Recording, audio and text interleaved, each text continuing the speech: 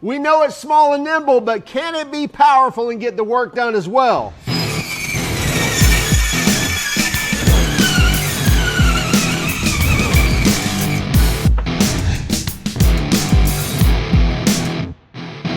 This is the Masterforce Ultra Compact 20 volt brushless 4.5 inch circular saw. Let's dive right in and then we'll come back and talk about pricing, warranty, and what we think of it. This is the Masterforce 20 volt brushless 4.5 inch ultra compact circular saw. Now the model number on this is the 241-0344. Now this runs on the 20 volt Masterforce platform. We have the 4 amp hour that we'll be reviewing it today. This comes as a bare tool, very cheap by the way, or very inexpensive.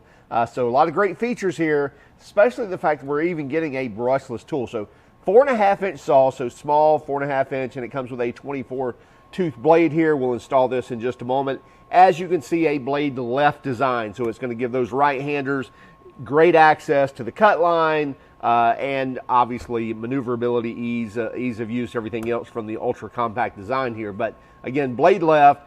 So replacing blades is going to mean that you're going to have a reverse thread. So righty loosey, lefty tighty, and we'll go over that here in one moment. Now max depth of cut is 1 5/8 of an inch due to the small blade size, obviously. Now we do have up to a 45-degree bevel cut if we want to cut bevels. However, that's just going to be in our sheet goods. So max depth of cut of 1 5/8 of an inch is perpendicular, or 90 degrees as we see it set up here. So that's going to cut through your 2x4s and 2x material with no problem. However, at a 45-degree angle, you're going to have less depth of cut, and so at that angle, we're going to have a 1 inch depth of cut. So fine for your sheet goods, but just not going to cut through your 2x lumber. So your 1xs, things like that, you'll be fine at a 45, and your sheet goods, you should be fine, but just not on your 2x material. Now we do have a stamped foot here, a stamped base plate. For a inexpensive saw like this, that's what I would expect. I'm not expecting to see magnesium here or anything like that. We're talking low cost here. We're also talking maneuverability and just the ease of using a tool like this. This is kind of that quick and easy type of saw to make quick cuts, take up the least amount of space, and to save you some money, be economical.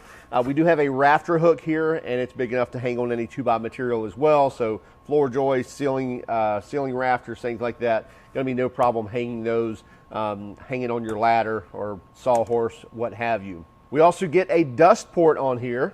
I doubt most users using a saw like this is going to use the dust port, but just so you know, looks like a 7/8 inch, 875 thousandths, so 7/8 of an inch, and should be about 22 millimeters as far, and that's going to taper down on the closer to the outside as well, down to 21 or a little less than 7/8 of an inch as well. So again, that's giving you the size there if you do want to hook up your dust extractor.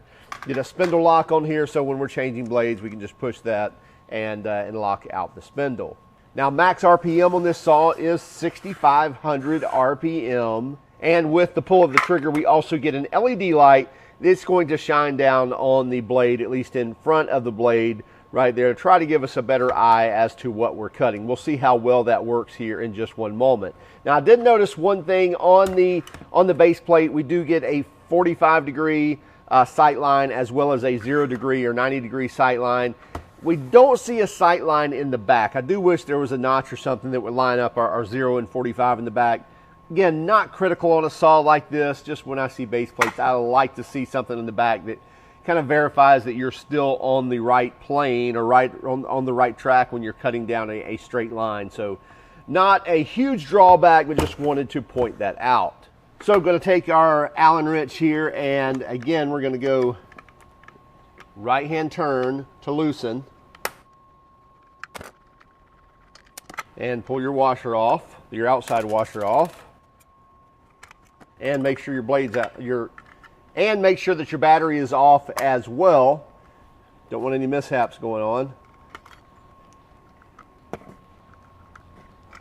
So we've got our blade on, rafter hook down. Now we can go and use this and see how well it works.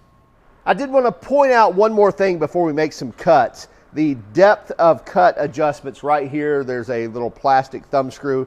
Probably not the easiest thing if it's really tight, but again, on a saw like this, I'm not expecting, you know, all the greatest bells and whistles, so not too tough to get to. Unscrew that or loosen it up, and then you can set your depth of cut.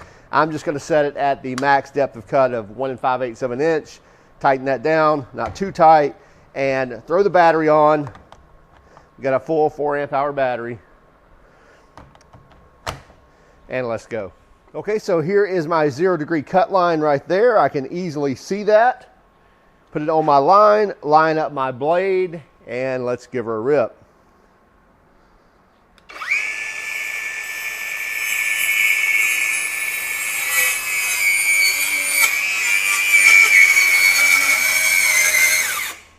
Now I can see right away, as a right-hander, hand on the saw, no problem. I can see my sight line right there, sight line in front of me, as well as I can actually see blade on the line as well, easily from the left-hand side as a right-hander.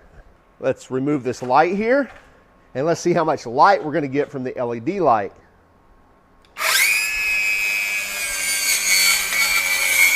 So not bad. We're definitely getting some light right there on the front of the saw blade. I don't want to get too close there. I've got a battery in there, but we can see the LED light shining there, and there you see it go off. So it is aiding us in making sure that we do have some light on that cut line at the blade. Also, there's supposed to be a blower that's keeping the dust clear from that as well, and you can see that there is no dust right there in front of the blade, so it is keeping that nice and free of any debris. And it's also ejecting quite a bit out the dust port as well.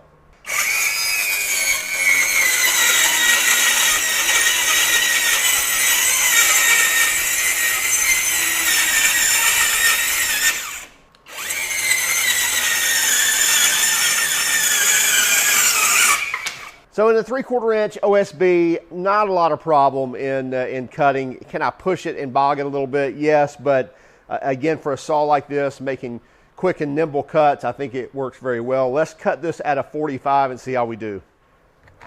I'm going to go right here. Turn this all the way to 45. Okay, now we're at a 45-degree angle cutting this 3/4 inch sheeting, and that's going to give us a lot more surface area in contact with the blade, so it's probably going to provide a lot more bog. Let's see how it does. And now we're going to use our 45-degree sight line and make sure our blade's lining up as well.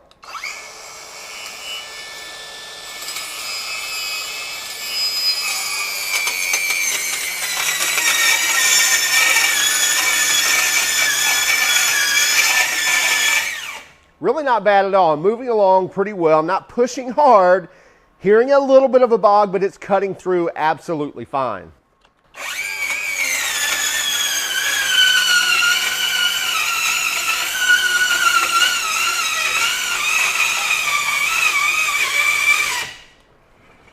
So I did push quite hard right there, did get it to bog, so I'm going to slow it back down again.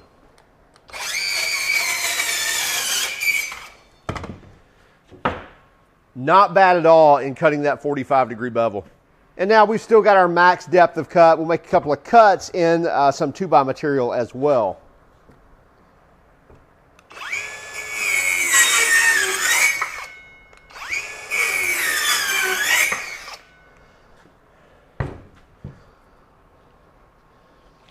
Let's make sure that we're all the way down.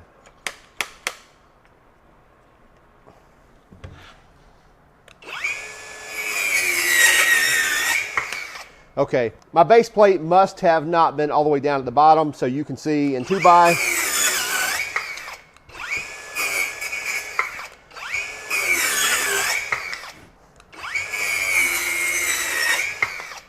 No problem cutting that either.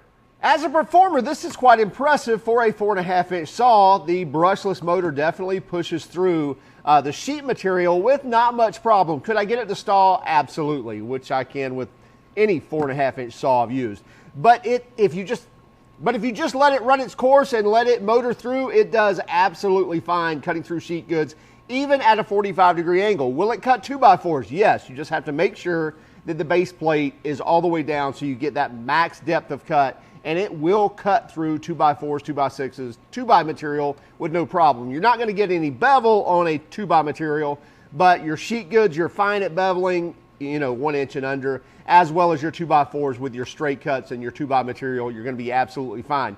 Pricing on this is $99 from Menards, and I believe you can get an $11 rebate, which breaks it down to like 88 bucks. So very cheap for the amount of performance that you're getting out of this, and a very handy saw to have. You can get a 2 amp hour battery and a charger for like 70 something dollars from Menards as well if you're new to the platform. So all in, you're still less than 200 bucks on a saw, a battery, and a charger. If you want to step up to the 4 amp hour battery, the 4 amp hour battery alone is going to cost you nearly $80. And then step up to a dual port charger if you're buying into more of the Masterforce 20 volt brushless tools. You may want to step up to a dual port charger so you can charge those batteries more at a time, and that's going to cost you somewhere around that $80 range as well. 3-year warranty on this saw from Masterforce, from Menards, so check it out for yourselves. Also keep track of us on Instagram, Facebook, Twitter, and even TikTok. And if you don't mind, hit that like and subscribe button if you haven't done so already. And by all means, if you hated our video, well, give us a thumbs down. But would you let us know in the comments why? Have a great day. Keep smiling.